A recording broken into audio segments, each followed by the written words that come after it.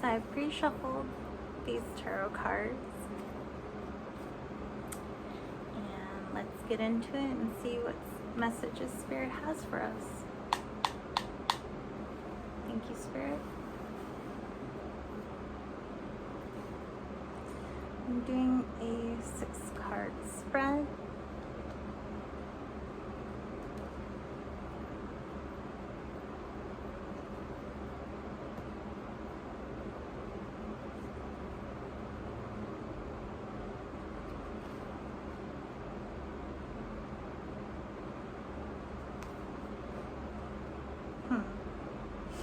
Okay. So with the first card here, this is your intention being solidified by the new moon, and you have the 9 of Cups. So the 9 of Cups in the Murder of Crows Tarot talks about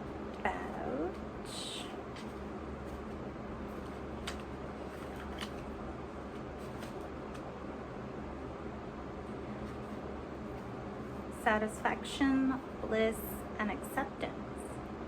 Your guides and angels urge you to travel farther and plumb new depths. But the journey has also taught you much about striving for something and learning to experience joy in what you find. You now know how to fulfill your passions and say to the dark voice of skepticism and hesitation, "Begone, I have found hearth and home, and you aren't wanted here anymore." So this is your intention being solidified with the new moon again. What new endeavors are you embarking on, Virgo? This sounds awesome. You have your guides and angels supporting you. It's like whatever you have in your heart, your greatest dreams and wishes, they're obviously divinely guided. That is so amazing. I'm really happy for you.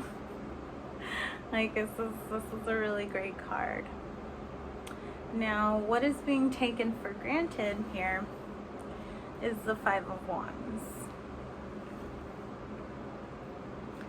See that? There seems a bit of turmoil there. So 5 of Wands in this tarot deck talks about conflict, competition, frustration, game playing, disorganization, which is unlike Virgo. Clatter and crash, the cacophony is raised. For the moment, all hope of peace is lost.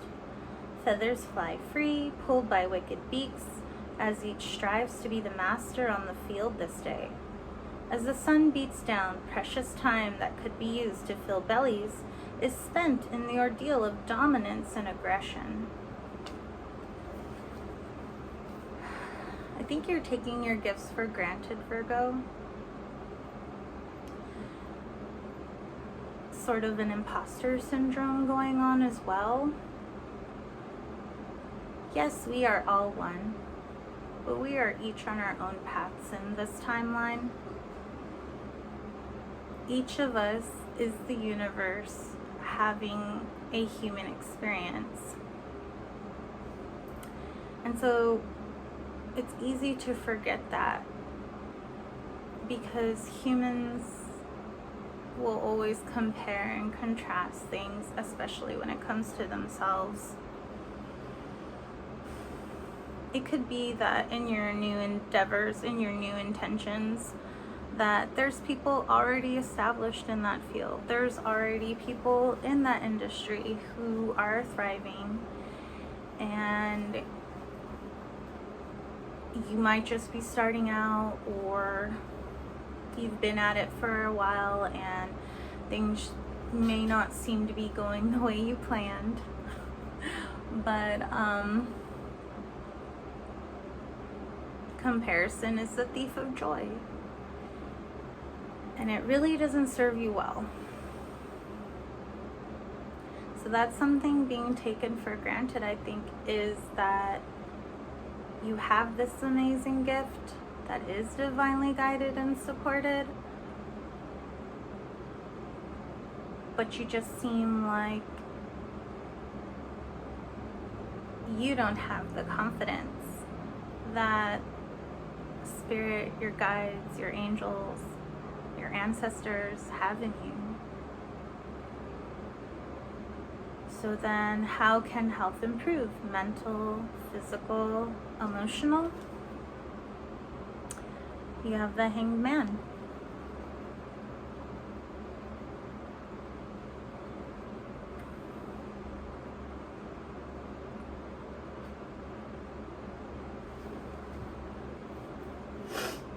The Hangman talks about having a new perspective, looking at things in a different way. In this tarot deck,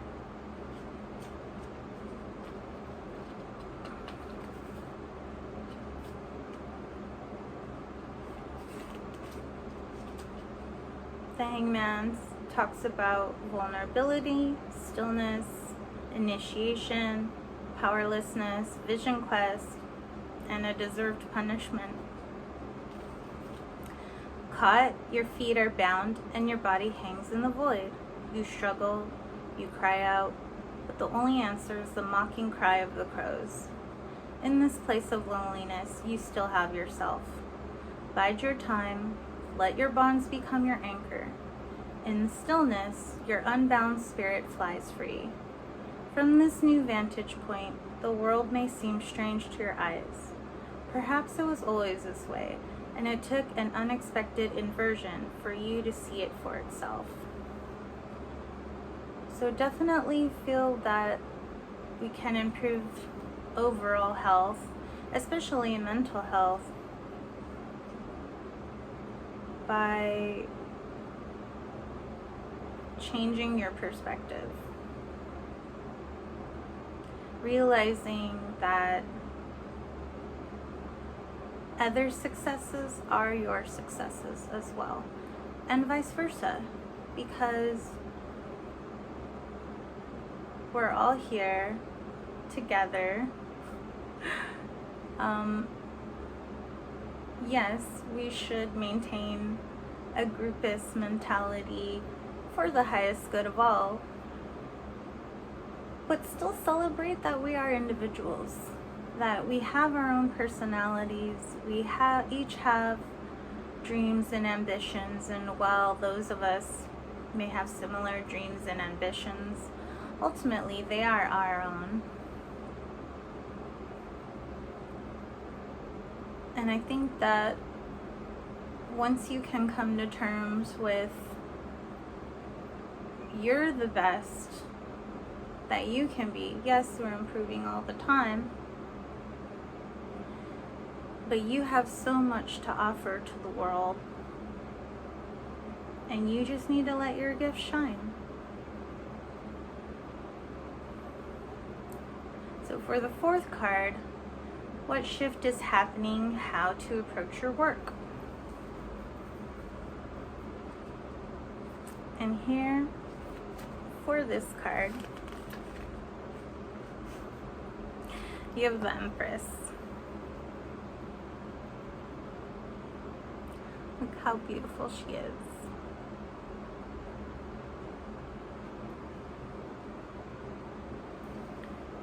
Now the Empress,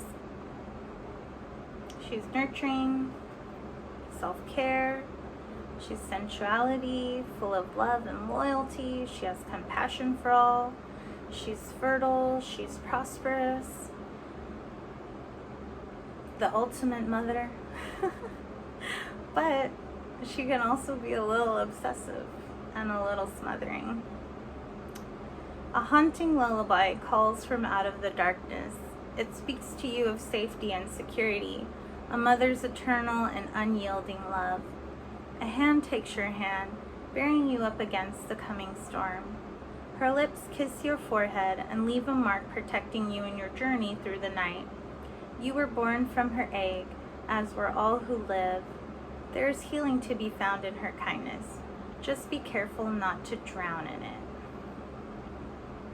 So this is the shift happening on how to approach your work.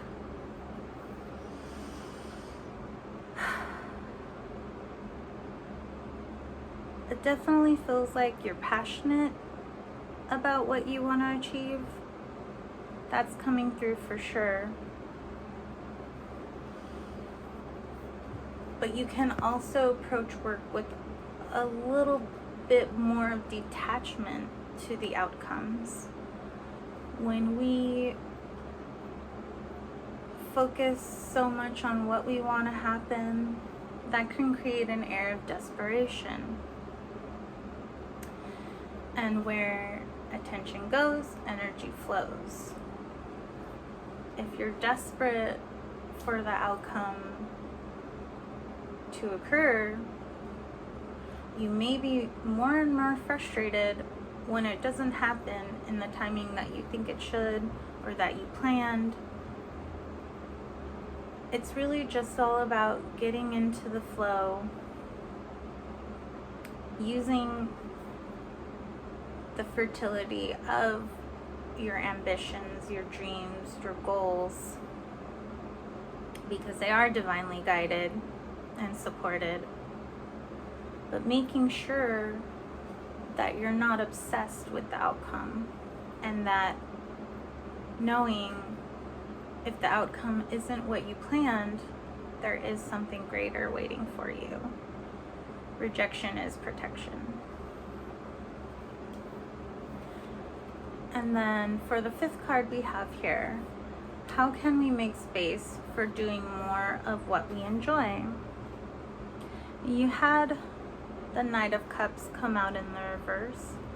I believe that in the Crow Tarot, it's no reversals really, or you can just take the energy as being blocked or not quite released.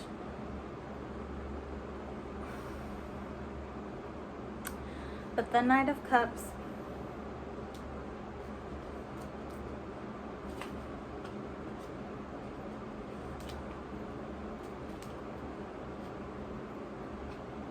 is the quest for romance. He's an ardent lover. He has emotional novelty and connection. The soft, dry grasses crunch beneath hooves as the mists part to reveal this worthy traveler, an untamed soul ready to journey beyond the known place to find their destiny. This brave one's passion calls you. Let us leave all this. There are places only I can show you. The dark eyes beneath the mask remind you that the greater danger is found in not pursuing your dreams. So because it came out in the reverse, I guess we could say that you're just not making the time and space for what you really want to do, for what you truly want to achieve in this lifetime. And that is something you need to do. You need to take charge, because the Knights in the Tarot, they're all about taking charge. They're all about going forth. And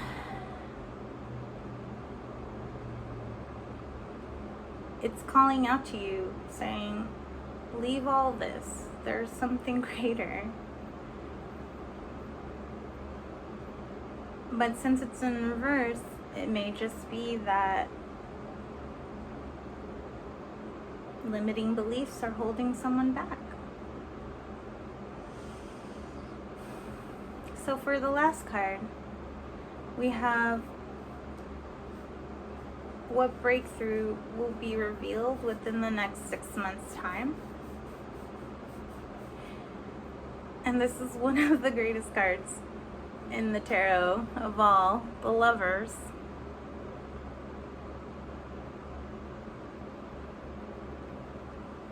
So you've got a really amazing breakthrough coming up here, Virgo. At long last, weary of wandering, you see that you are not in fact alone on this road. Another soul searches through this strange land, for meaning and redemption. The choice is before you, a decision of great consequence. To eat of the fruit of the sacred tree will bring your hearts into alignment, and your paths will join. The dark angel lifts its wings above you both, giving it sincere blessing. Your hand hesitates beneath the branches. Are you ready to bite into the flesh that will erase loneliness of independence? The juice on their lips smells sweet and inviting. This is a chance for union. Draw strength from your passion. Find your missing half. Choice between two paths. Companionship and romance. Dependence.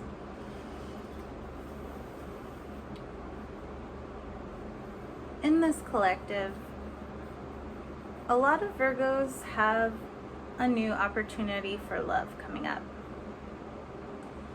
And this can be someone that's going to come out of left field when you least expect it.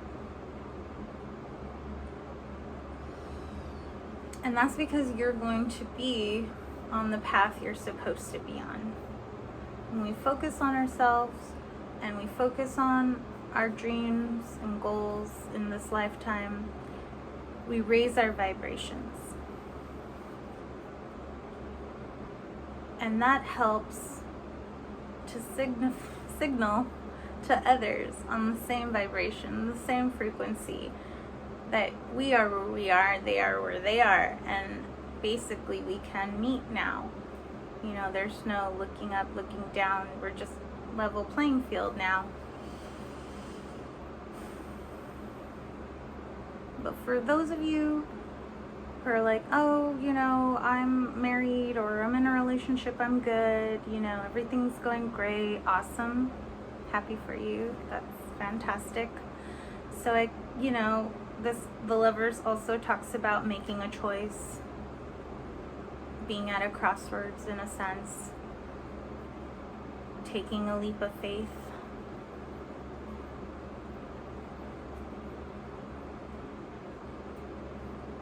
And that can just be what Virgos need.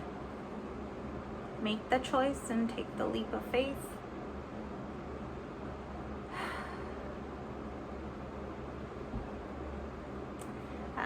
You know, it is said for all readers to take all readings as an aspect of themselves. And I really can relate to the reading here. I don't have Virgo in my chart.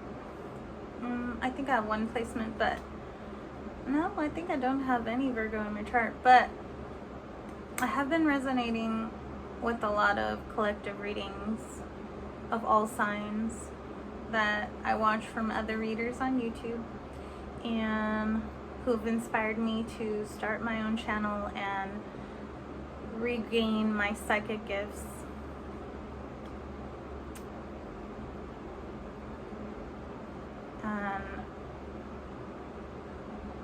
This just really means a lot to me that you all are here, and I look forward to seeing you in the next reading.